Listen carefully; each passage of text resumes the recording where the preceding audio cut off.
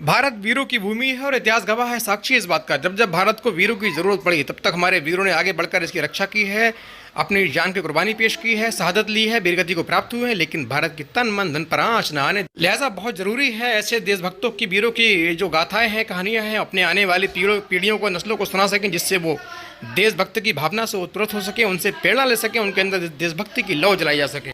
इसीलिए अपने प्रोग्राम वीरों की गाथा में हम ऐसे अमर शहीद महान योद्धा, परमवीर चक्र से सम्मानित पाकिस्तानी सैनिकों के दांत खट्टे करने वाले महान योद्धा की कहानी लेकर के आए हैं, जिसकी वीरता के आगे, जिसकी वीरता के चर्चे पाकिस्तान में भी की गए, जिसने 17,000 फीट से ऊपर की पहाड़ी पर चढ़कर -20 डिग्री टेम्परेचर में चढ़कर दुश्मन के बंकर को निस्तानाबूद किया, वहाँ तिरंगा फहराया, वहाँ से उद्घोष किया है दिल मांगे मोर, जो पूरे भारत में प्रचलित हुआ, जिसने पूरे भारत में प्राण फूंक दिया। यहाँ हम बात कर रहे हैं अमर शहीद कैप्टन विक्रम बत्रा साहब की। वो विक्रम बत्रा साहब जिनकी गर्लफ्रेंड उनकी याद में आज तक शादी नहीं की, आज तक अनमैरिड हैं। बत्रा साहब इसी गांव में पले बड़े, इंटर तक की शिक्षा मुकम्मल की, उसके बाद आर्मी में जाने का मन बनाया, आर्मी में सिलेक्ट हुए, ट्रेनिंग की, सीधे कारगिल पहुंच गए और वहां वो कर दिखाया जिस पर हम सब भारतीय को गर्व है। आज मैं उनके गांव पालमपुर आया हूं, उनके पिताजी मेरे साथ मौजूद हैं। आज कैप्टन साहब से जुड़ी तमाम बातें करेंगे और आप बने रहिए मेरे साथ। इसके लिए आपके आभारी हैं और बहुत स्वागत आपका। थोड़ा सा सर बत्रा साहब की बचपन के बारे में थोड़ा बताएं। देखिए, बचपन से बड़े मेधावी थे, ब्रिलियंट थे, स्टडीज़ में, स्पोर्ट्स में, गॉडली वर्च्यूज़, वुमनली वर्च्यूज़ बहुत था उनके अंदर। दूसरों की हेल्प करना, बड़ों की इज्जत करना, खुश मिजाज थे, बहुत जौली थे, जॉयस थे, और अपनी इन्हीं गुणों के कारण सारे सिटी में वो मशहूर थे। उसके बाद उनकी स्कूलिंग किस प्रकार से हुई? स्कूलिंग उनकी प्लस टू उन्होंने सेंट्रल स्कूल से किया, केंद्रीय विद्यालय से पालमपुर से किया, और वहाँ पर भी स्कूल में भी वो काफ़ी पॉपुलर रहे, स्टूडेंट्स में भी और टीचर्स में भी। लीडरशिप क्वालिटीज़ उनमें बहुत थी, वो हमेशा लीडर रहते थे स्टूडेंट्स के, और विद्यार्थी उनके आगे पीछे रहते थे। तो हमेशा फर्स्ट डिविजनर रहे वो, और काफ़ी अच्छी तरह से उन्होंने आर्मी ज्वाइन करने की कहाँ से शुरुआत हुई? आर्मी शुरुआत देखिए कॉलेज एजुकेशन चंडीगढ़ से की उन्होंने। पहले DAV कॉलेज चंडीगढ़ से, उसके बाद में फिर पंजाब यूनिवर्सिटी चंडीगढ़ से उन्होंने किया। NCC की कैडेट रहे वो, 2 बार बेस्ट कैडेट रहे, और CSERT उन्होंने किया हुआ था। मर्चेंट नेवी में इंस्ट्रक्टर उनका हुआ था एक बार। मर्चेंट नेवी में उन्होंने, लेकिन वहाँ नहीं गए, वहाँ नहीं गए, उनको जाना था इंडियन आर्मी में। उनका एक्चुअली एम यही था कि मैंने कमीशन लेना है, आर्मी अफसर बनना है, और बहुत इम्प्रेस्ड थे वो, उनकी डिसिप्लिन लाइफ होती है। तो उसकी तैयारी उन्होंने, जब वो MA इंग्लिश में थे तो तैयारी करते रहे इसकी CDS एग्जामिनेशन की, जो UPSC के द्वारा होता है, और सारी कंट्री में उनका 32वां रैंक था CDS में, ऑल ओवर इंडिया 32वां रैंक था। जी हाँ, जहाँ लाखों की संख्या में बच्चे अपियर होते हैं, उनका मेरिट में 32वां नंबर था। उसके बाद सिलेक्शन उनका हो गया।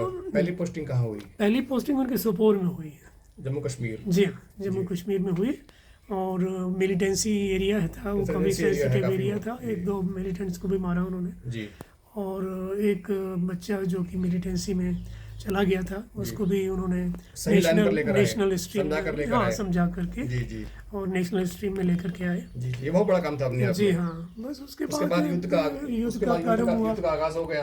युद्ध का आगाज हो गया। सीधे बत्रा साहब को कारगिल युद्ध में भेज दिया गया, और उनकी टुकड़ी को लेकर के कारगिल की सबसे ऊंची चोटी थी जो तोतलिंग, उस पर लगभग 17,000 की फीट की ऊंचाई थी। दुर्गम रास्ते थे, खराब मौसम, -20-30 डिग्री टेम्परेचर, पूरा आर्मी इक्विपमेंट लेकर ऊपर जाना चढ़ना अपने आप में एक मिसाल था। अधम साहस प्रतिभा के धनी बत्रा साहब ने उसको कर दिखाया। वहाँ पहुँचे, साथियों के साथ में दुश्मनों को मारा, उसके बाद बंकर तबाह किया, चोटी को कैप्चर किया, रिकैप्चर किया, तिरंगा लहराया, वहाँ से उद्घोष किया दिल मांगे मोर। दिल मांगे मोर की बारे में बताइए। बस ये दिल मांगे मोर उन्होंने अपना विक्ट्री सिग्नल रखा था जी। इसका मतलब उनका ये था कि मैं जो है अभी बैठने वाला नहीं, मैं और दुश्मनों को मारूंगा और चोटियां फतेह करूंगा। तो उन्होंने इस पॉइंट से ये रखा था कि ये दिल मांगे मोर, और ये स्लोगन इतना मशहूर हुआ सारी कंट्री में, देश में ये चला था, पूरे देश में चला, और एक खुशी की लहर देशवासियों में अलग जग गई। जी हाँ, अलग जग गई। दिल मांगे मोर, ये दिल मांगे मोर। उसके बाद जो उसके बाद में फिर देखिए वहाँ पर इन्होंने 7 लोगों को मारा है जी और यही नारा दिया है, ये दिल मांगे मोर का वहाँ। जी और उसके बाद फिर ये बेस कैंप में आए हैं। जी बेस कैंप में 2-3 दिन का रेस्ट लेने के बाद में जी फिर ये 2-4 दिन का रेस्ट लिया है वहाँ जी पर। उसके बाद में फिर 4875 के लिए, जो कि बड़ा क्रूशियल ऑपरेशन था जी 4875 का। जहाँ दुश्मन काफी मजबूत स्थिति में बैठा हुआ था, मजबूत जहाँ स्थिति पाकिस्तानी में। एकदम मजबूत स्थिति में थे, जी हाँ, उनके नियंत्रण, पूरी चोटी उनके नियंत्रण में थी, हाँ, जहाँ पूरे गोला बारूद के साथ बैठे हुए बिल्कुल थे बम्बार्डमेंट और चल रही भारतीय सेना पर पूरी नजर रख रहे थे वो जी हाँ, ऊपर जी बैठकर जी हाँ, जहाँ पहुंचे। बहुत क्रूशियल था वहाँ जी पर। जी और ये वहाँ पहुँचे, इन्होंने अपने आप को वॉलंटियर किया, जी क्योंकि 2 कंपनी हमारी ऑलरेडी वहाँ पर थी जी और उसकी ज़रूरत पड़ी, जी तो ये इन्होंने अपने आप को वॉलंटियर किया। जी तो ये वहाँ पर जब ये थे 4875 पर, उतनी हाइट है इसकी 17 to 18,000 फीट की। जी इनका एक जूनियर अफसर जो था वो फ्रंट में था, नगप्पा साहब। हाँ नगप्पा, नवीन नगप्पा। जी नवीन नगप्पा सर बाहर थे और वो जो है उनकी टांग में ब्लास्ट होता है हैंड ग्रेनेड का। तो हैंड ग्रेनेड का ब्लास्ट होने से उनकी टांगों की जो निचली मांसपेशियां हैं जी वो सब उड़ जाती हैं, जी बस्ट हो जाती हैं, जी और वो बेचारे दर्द से चीख रहे होते हैं। जी उनको बचाने के लिए हाँ, तो जैसे ही उनकी आवाज़ें सुनते हैं तो ये है जी अंदर आवाज़ पहुंचती है बंकर में, तो विक्रम साहब कहते हैं कि लाना है उसको। जी तो सूबेदार कहते हैं नहीं सर सुबह लाएंगे, तो वो कहते हैं नहीं अभी लाना है क्योंकि हो सकता है मर जाएंगे, हो सकता है मर जाएंगे। जी तो वो सूबेदार जो जाने लगते हैं तो एकदम से पीछे धकेल देते हैं उनको जी कि नहीं तुम नहीं जाओगे, मैं जाऊँगा, जी तू बाल बच्चेदार है, जी तो बच्चे तेरे अनाथ हो जाएंगे अगर मर गया। जी तो ये खुद चले जाते हैं और उनको जैसे भी है उठा करके जी लेकर के आते हैं, वहाँ सेफ्टी वाली जगह पर छोड़ते हैं, जी और उसके बाद में खुद मोर्चा संभालते हैं ये। जी और उस मोर्चे में फिर वहाँ पर तो बहुत ज़्यादा बम्बार्डमेंट और गोलियाँ जी जी बरस रही थी, जी जी तो उसमें ये 5 लोगों को मारते हैं। गुत्तम गुत्ता फाइट में। Gutta hand to hand fight में जी, गुत्ता 5 गुत्ता लोगों फाइट को, में हाँ 5 लोगों को 5 मार लोगों को दिया। मारा इन्होंने जी हैंड टू हैंड फाइट में बिल्कुल अकेले ही। जी और इसके साथ ही कोई दुश्मन का सैनिक जो कि वहाँ छिपा हुआ था किसी पहाड़ी में, जी वो स्नाइपर गन से इनको टारगेट करता है जी और वो गोली इनकी छाती में लगती है जी और वो इनकी छाती फट जाती है। जी बस तब ये ईश्वर का नाम ले करके, माता का नाम ले करके जी और प्रस्थान करते हैं। मैं आपको बता दूं, विक्रम बत्रा साहब की वीरता के बहादुरी के चर्चे हैं भारत से बाहर। जो दुश्मन देश जिसके खिलाफ लड़ाई लड़ी, उस देश पाकिस्तान ने तक उनकी वीरता की तारीफ की, क्योंकि इन्होंने पाकिस्तान की सेना में खलबली मचा दी थी, उनके पैर उखाड़ दिए, उनके सारे इरादे मंसूबे नापाक इरादे थे नाकामयाब कर दिए थे, उनमें खलबली मच चुकी थी पूरी पाकिस्तानी सेना में। और इनको जो लड़ाई के दौरान इनके कमांडर ने कोड नेम दिया था शेर शाह, जिसके नाम पर मूवी बनी है अभी सिद्धार्थ मल्होत्रा, कैराट बाड़ी जी की जो मूवी आई है शेर शाह, उसी नाम पर है।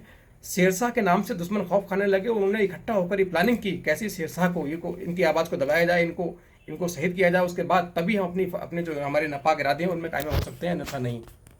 एक जोक की बात सुनाता हूँ आपको जी कि भाई वो वहाँ से दुश्मन सैनिक एक बार कहते हैं, किसी ने कहा कि माधुरी दीक्षित हमें दे दो, हम कश्मीर आपको दे देंगे। जी जी तो इन्होंने क्या किया, उसी वक्त फायर किया उसको, जिसने ये बात कही थी जी उसको फायर किया, मारा और कहा ये माधुरी की तरफ से ये माधुरी की तरफ से आपको गिफ्ट है, गिफ्ट है। ये आप गिफ्ट माधुरी की तरफ से। जी जी जी, बड़ी हंसी वाली बात है। जी जी जी।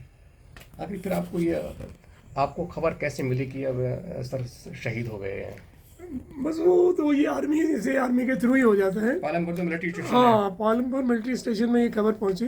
जी जो यहाँ पर स्टेशन ऑफिसर थे जी कर्नल रैंक के, जी वो 2 कर्नल हमारे घर में आते हैं जी और घर आकर के यहाँ मैडम को बताया नहीं उन्होंने, जी सिर्फ ये कहा कि बत्रा साहब से बात करनी है। बात करनी है। तो मैडम ने फ़ोन किया मुझे, जैसे ही मैं फ़ोन उठाया आप तो उस समय स्कूल में थे आप? जी हाँ, जी मैं अपने स्कूल ऑफिस में था जी और जैसे ही मैंने फ़ोन उठाया तो ये कहने लगे कि आप जल्दी वापस आ जाइए। जी मैडम कहने लगे कि जल्दी वापस आ जाइए, जी कोई ज़रूरी बात करनी है, जी। आर्मी ऑफिसर्स आए हैं, उन्होंने ज़रूरी बात करनी। मैंने ठीक है मैं आ रहा हूँ। बस मैं कार में ही जाता था, कार उठाई जी और मैं एकदम दौड़ा। तो जैसे ही मैं घर पहुंचा तो वो 2 कर्नल खड़े थे, साथ में कुछ 2-4 आसपास के लोग थे, नेबर्स। हाँ जी। जी तो शक तो मुझे तभी हो गया, मैं कहा ये तो ज़रूर कुछ जी। दुखद घटना है। जी और जब मैं अंदर गया तो फिर वो मुझे पकड़ करके ले गए साइड में थोड़ा किनारे। जी कर्नल पुंज। तो कहने लगे बस साहब एक दुखद घटना है, जी एक सैड न्यूज़ जी कि विक्रम सर नहीं रहे। जी बस इतना सुनना था। तो फिर आप समझ सकते हैं कि एक पिता पर एक जवान बेटे की जी जी जवानी में जाना कितनी बड़ी बात होती है। सकता। और मैं जो है गश्त खा करके गिरने ही वाला था कि एक नेबरर्स जो थे मेरे, उन्होंने मुझे छाती से लगाया, थपथपाया, हौसला दिया। लेकिन जो बेटे ने काम किया इस पर लेकिन- पूरे देश को गर्व है, पूरे देश को उन पर नाज है। जो काम वो कर गए हैं वो आज एक इतिहास बन चुका है। जी इतिहास बना है अपने आप और में। सदियों तक वो जब तक हमारी भारत धरती रहेगी उनका नाम चलेगा। जी युवा पीढ़ी को प्रेरणा देता रहेगा। जी और हमें इस बात का बहुत फख्र है। जी और हम ये समझते हैं कि ऐसी संतान जो है भाग्य से प्राप्त होती है। जी और उन्होंने हमारा जीवन सार्थक कर दिया। एक जो लड़ाई होती है वो निर्णायक मोड़ के बाद, एक फैसले के बाद तो खत्म हो जाती है, लेकिन एक और लड़ाई शुरू होती है, वो होती है परिवार के साथ। वो लड़ाई जो है सारी उम्र चलती है, क्योंकि यादें होती हैं, गम होता है, खुशी भी, गर्व भी होता है, हमेशा चलता रहता है। और इस परिवार के साथ में एक बलिदान देने वाली एक कहानी और भी है, एक किरदार और भी है, वो है विक्रम बत्रा साहब की गर्लफ्रेंड डिम्पल चीमा जी का। जी हाँ, चीमा जो थी उनके कॉलेज की गर्लफ्रेंड थी, उनसे बेपनाह मोहब्बत करती थी। और जब लड़ाई पर गए तो उनसे कहा था उन्होंने एक बार कैफे में बैठकर कि आप जल्दी वापस आना। तो उन्होंने कहा मैं आऊँगा, खुद आऊँ, तिरंगा लहरा कर आऊँगा या तिरंगे में लिपट कर आऊँगा, उन्होंने ऐसा कहा था। और जो उनकी गर्लफ्रेंड चीमा जी हैं, उन्होंने बहुत बड़ी कुर्बानी ये दी है, उन्होंने उनकी याद में आजीवन शादी ना करने का कठिन फैसला लिया है, कठिन प्रतिज्ञा की है। आज तक उन्होंने शादी नहीं की। और हाल में आई फिल्म शेरशाह, जिसमें सिद्धार्थ मल्होत्रा, कियारा आडवाणी जी हैं, उसमें सिद्धार्थ जी ने जो है विक्रम बत्रा साहब का रोल किया है और कियारा आडवाणी जी ने डिम्पल चीमा जी का रोल किया है। और कहानी बिल्कुल हूबहू सच है, लगभग फिल्म में सारी चीज़ें बिल्कुल वास्तविकता की हो रहे हैं। लगभग मुझे ऐसा लगता है कि फिल्म वास्तविक है, लगभग वास्तविक है। जी हाँ।